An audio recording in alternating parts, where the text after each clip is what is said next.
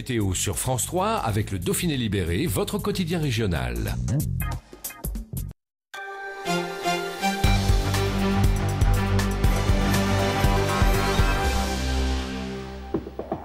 Il est midi, bonjour à tous, soyez les bienvenus sur France 3 Alpes. Voici les titres de ce journal. 250 bouquetins atteints de brucellose vont être abattus dans le massif du Bargy. La préfecture de Haute-Savoie vient de prendre un nouvel arrêté, une décision qui provoque la colère des associations de protection de la nature. On y revient dans un instant.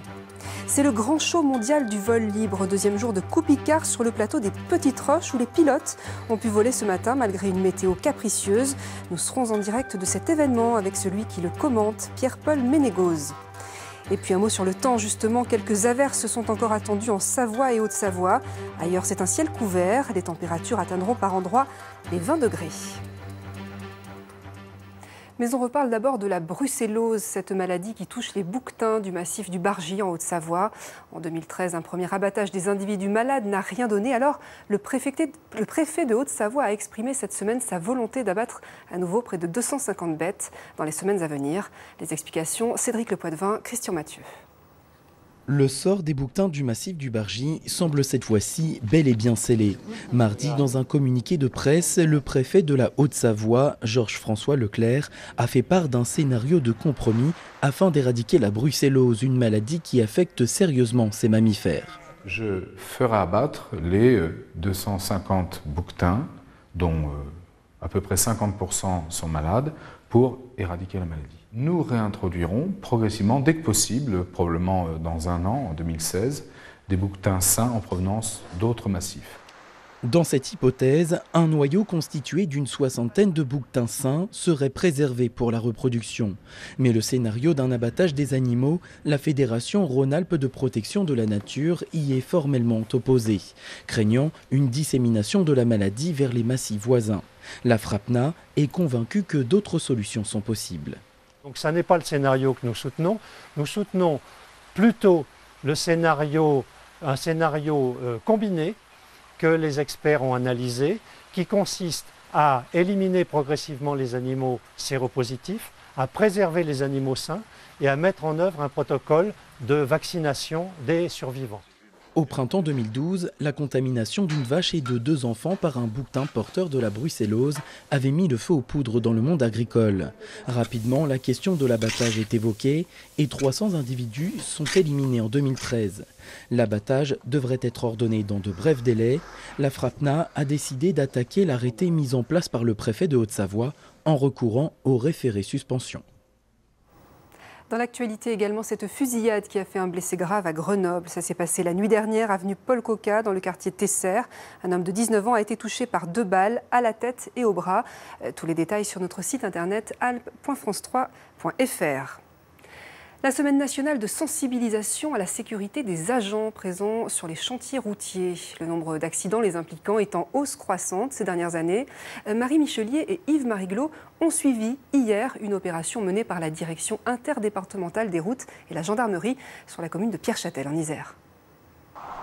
Un chantier installé en bord de route nationale, une image presque banale. À quelques mètres du camion, des hommes en combinaison fluo s'affairent à l'entretien des routes. Une présence que les automobilistes ont pourtant trop tendance à oublier. Les automobilistes, certains ne font pas cas à nos panneaux, rien du tout, et ils roulent comme si rien n'était. Et donc, nous, comme je vous dis, il faut avoir l'œil, sinon on pourrait se faire crocher plusieurs fois.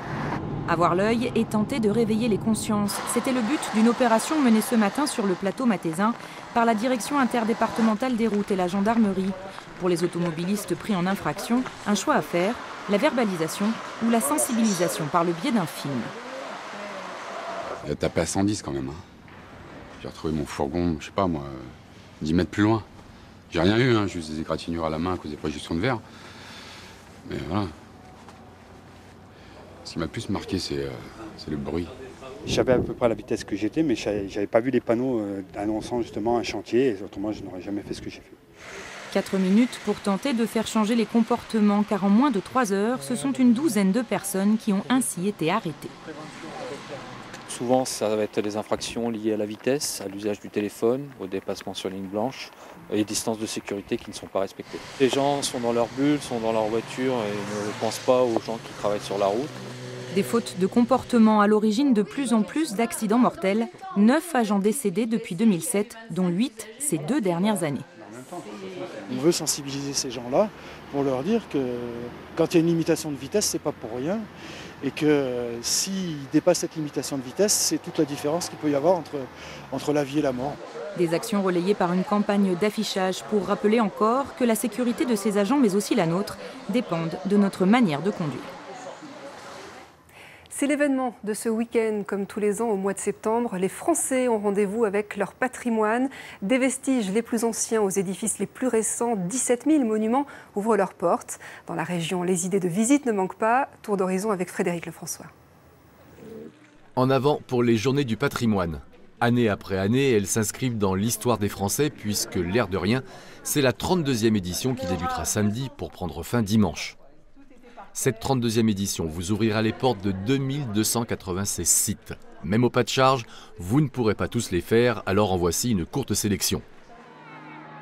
En Isère par exemple, et en cette année de bicentenaire du retour d'exil de Napoléon de l'île d'Elbe, c'est la prairie de la rencontre qu'il faut visiter avec son exposition éphémère spécialement créée pour la commémoration de cet événement. Côté Savoie, pourquoi ne pas opter pour une visite du musée Fort à Aix-les-Bains et sa collection permanente de peintures et sculptures de la deuxième moitié du 19e siècle. En Haute-Savoie, vous aurez aussi le choix. Si vous êtes du côté d'Abondance, ce sont 3 sites qui vous seront proposés, la maison du Val d'Abondance, le musée d'art sacré, sans oublier l'abbaye. Enfin, le patrimoine, ce n'est pas que de l'histoire ancienne. Le thème de cette 32e édition est là pour le rappeler, puisque c'est le patrimoine du 21e siècle qui sera mis à l'honneur. Et on va se focaliser sur ce qui se passe en Isère. Anne Cailleul-Gérin, bonjour. Vous êtes la responsable du service patrimoine culturel au département. On vient de l'entendre, le patrimoine du 21e siècle est à l'honneur cette année. Ça se traduit comment en Isère ? Ça se traduit par une multitude d'initiatives, sachant que le patrimoine du 21e siècle, c'est ce qu'on fait tous les jours qui fera patrimoine dans quelques dizaines ou centaines d'années, mais c'est aussi tout ce que nous avons aujourd'hui en matière de patrimoine que nous transmettons et que nous faisons vivre. Alors parmi les sites, on va pouvoir visiter une centrale nucléaire. Ça ne devient pas trop compliqué d'organiser ces journées en ces temps où l'on accroît la sécurité partout ? C'est toujours compliqué de faire rentrer des gens dans des lieux difficiles, fermés, mais c'est aussi tout l'intérêt d'aller là où on ne va pas d'habitude. Et je pense que c'est à mettre au crédit des multiples organisateurs de dire on ouvre les portes et on fait découvrir. Quels sont les lieux insolites, les lieux vraiment originaux ? Citez-nous quelques endroits où on peut aller ce week-end. Ah, vous me demandez où est-ce que j'irais moi si j'avais la possibilité d'y aller. Alors j'ai hésité entre aller sarcler à l'ancienne des navets à flashère, Fort-Barreau parce que c'est magique, mais les petits passeurs du patrimoine où c'est les enfants qui vous font découvrir Livet et Gavet, ça me plaît beaucoup. Donc ça c'est pour les visites, mais cette journée elle va aussi se décliner sous forme de jeu avec l'opération Paysage in situ. De quoi il s'agit ? De quoi s'agit-il ? C'est une initiative vraiment iséroise. Le département depuis toujours soutient les valorisations particulières à ce secteur et cette année c'est vraiment le paysage qui est le nœud. D'ailleurs le journal du patrimoine est basé sur cette thématique. Il s'agit d'un jeu où on propose à partir de plus de 200 clichés ou peintures anciennes d'aller trouver aujourd'hui ce qu'il en est et d'en rendre compte. Donc c'est le musée de Grenoble et le musée Hébert à la Tronche. Il y a chaque année toujours plus de monde à ces journées. Selon vous, qu'est-ce qui explique l'attachement des Français à leur patrimoine ? Je pense que nous sommes tous du patrimoine quelque part et nous sommes tous dedans. C'est quelque chose qui nous relie, c'est quelque chose qu'on partage, c'est quelque chose qu'on apprivoise. C'est à côté, ça ne bouge pas. On a tous, au coin de notre commune, parce que ça n'existe pas des communes sans patrimoine, quelque chose à voir, à dire, à faire. Et pour ce week-end, il faut obligatoirement s'inscrire. Où est-ce qu'on retrouve toutes les infos pratiques ? À une seule adresse, www-isère-patrimoine.fr. Anne Cailleul-Gérin, merci d'avoir été avec nous pour évoquer ces journées du patrimoine tout le week-end. Autre événement plus sportif en Isère, c'est aussi la Coupe Icare en ce moment. 10 000 pilotes et plus de 80 000 spectateurs sont attendus pour ce grand rendez-vous des amateurs de vol libre. Hier, le mauvais temps a un peu gâché la fête, mais aujourd'hui, ça va mieux. Ce matin, les participants ont pu déplier leur voile. Ambiance Céline Aubert, Didier Albrand. On appelle cela la purée de pois. Une mer de nuages ou plutôt de vapeur remontée du sol après les fortes pluies d'hier et de ce matin. Pour les parapentistes, l'attente est longue, presque insoutenable. On est impatient, mais bon, bah voilà, ça fait partie ça fait partie de la règle du jeu, hein. C'est des sports nature, donc bah voilà, on peut encore pas contrôler la météo. Voilà, c'est dommage, mais c'est comme ça fait partie du délire. Ce matin à 7 h, une vingtaine a pu voler à la faveur d'une fenêtre météo très brève. Alors sur la moquette du Déco Nord, tous les regards sont tournés vers elle. Sarah Gilles, la chef des directeurs de vol, celle qui donne le top départ. Tout le monde se demande quand est-ce que ça va s'ouvrir. Comme vous voyez, il y a des nuages devant. C'est la chaleur dans la vallée qui crée ces nuages. Et apparemment, d'après tout ce qu'on a comme information visuelle et autres, on pense que d'ici un quart d'heure, ça va être bon, ça va voler toute l'après-midi. C'est ainsi à Saint-Hilaire, les thermiques sont complexes et la météo change souvent. Cet après-midi, le soleil revient, mais la brise nord se renforce. Alors oui, le ciel s'ouvrira, mais plutôt pour les voltigeurs de très haut niveau. Et nous rejoignons maintenant en direct de Saint-Hilaire-du-Touvet Pierre-Paul Ménégoz, commentateur officiel de cette coupe. Bonjour. Alors ça y est, les pilotes ont pu décoller ce matin. J'imagine que pour vous c'est un soulagement.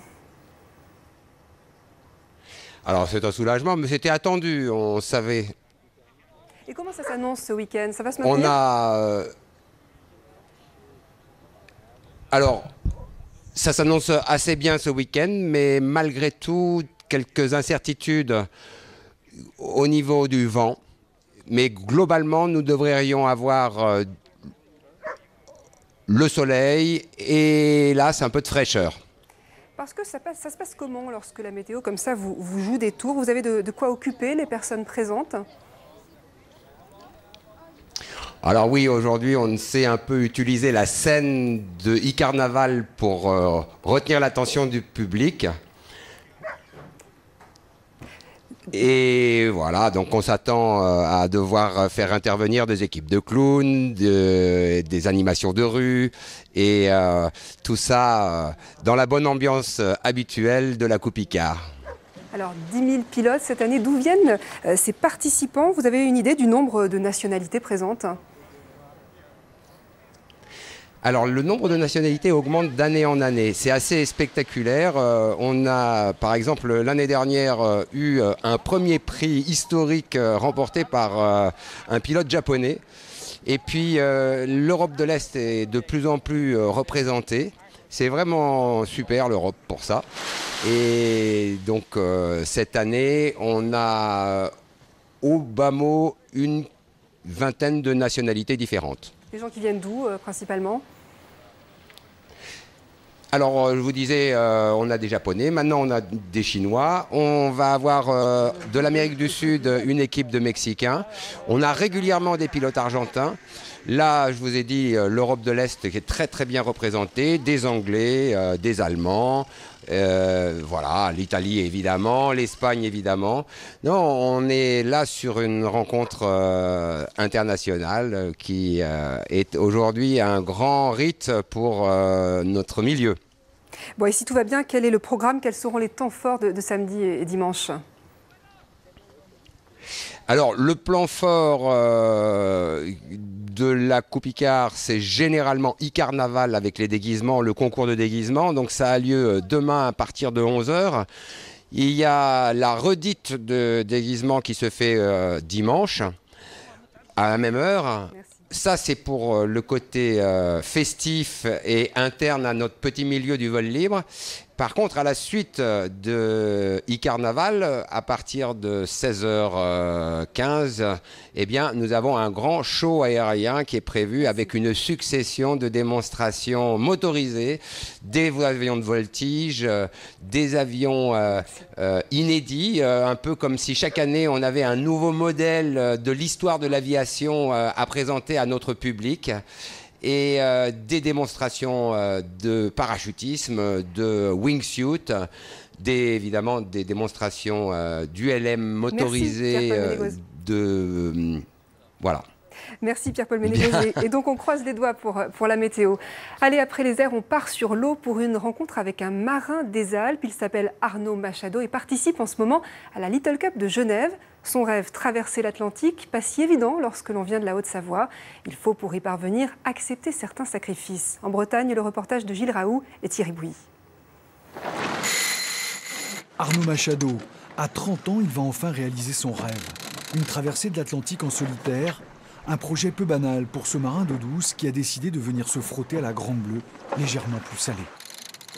Paysagiste de formation, il possède sa propre entreprise en Haute-Savoie. Ses clients ont été prévenus, pendant 1 an, il sera absent. Mais pour pouvoir équiper correctement son bateau et essayer de figurer en bonne position à l'arrivée, il est des chantiers qui ne se refusent pas. Je suis rentré 2 semaines pour tailler 3 km de haies, donc tout seul. Donc ça fait ce qui m'a permis de m'acheter un génois, quoi. Ouais. Pas le choix parce que sinon j'ai pas le budget global pour faire la Mini Transat. Donc du coup on réfléchit pas trop et on y attaque, quoi. Le budget idéal sur 2 ans, 125 000 € qui ne sont pas au rendez-vous pour Arnaud, malgré ses économies et quelques sacrifices, comme dormir dans son petit camion. À croire que les entreprises savoyardes sont moins sensibles que d'autres au charme des aventuriers de la Grande Bleue. Venant de Haute-Savoie, ouais, c'est pas évident parce qu'en fait ils ont pas du tout la notion de la course au large. Du coup on essaye de demander, mais ils sont pas plus que ça intéressés pour la course au large. Du coup, c'est pas évident. Ouais. Un sacré client pour ses concurrents, qui c'est sûr, va prendre du plaisir pendant cette traversée. Le plus plaisant, on va dire que c'est les surfs au large, là, à 15 nœuds sous spi, le bateau qui plane. Ça, c'est vraiment extraordinaire avec le plancton fluorescent qui remonte et puis les dauphins. Ça n'a rien à voir avec l'élément et c'est vraiment top, quoi. Ouais, ouais. Arnaud Machado, un marin des Alpes à la poursuite de son rêve, qui pourrait bien être sur le podium à l'arrivée en Guadeloupe. Retour sur Terre avec à Grenoble la première Biennale internationale d'art contemporain. Elle réunit jusqu'à lundi une trentaine d'artistes travaillant dans la région ou venus de pays étrangers. Reportage de Xavier Schmitt et Antoine Marnas.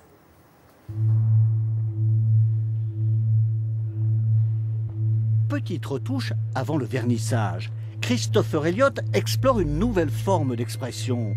L'artiste venu de New York expérimente le trait à la craie. Sa technique rappelle le négatif photo. Elle révèle un monde clair-obscur, une humanité figée dans une étrange mêlée. J'ai toujours adoré à l'école et tout ça, travailler sur les tables noires avec les craies. Et travailler en négatif, je trouve ça c'est dynamique et on travaille la lumière.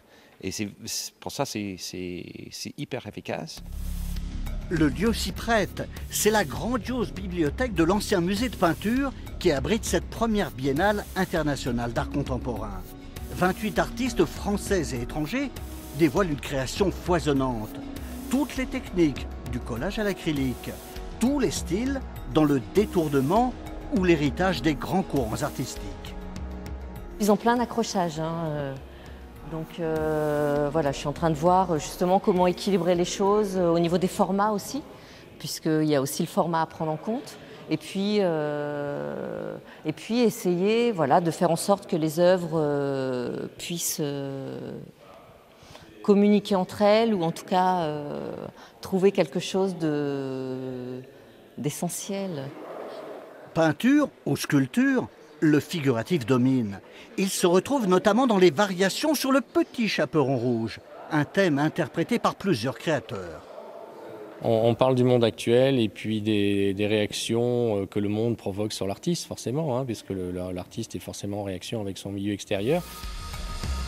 Belle occasion pour découvrir la riche palette de l'art actuel. L'entrée est gratuite et les artistes sont présents pour rencontrer les visiteurs. On termine comme chaque jour avec une photo pour les journées du patrimoine. Il s'agit cette fois de la Croix de Fer à Saint-Sorlin-d'Arves. Photo envoyée par Marie-Françoise. Très belle journée et à bientôt.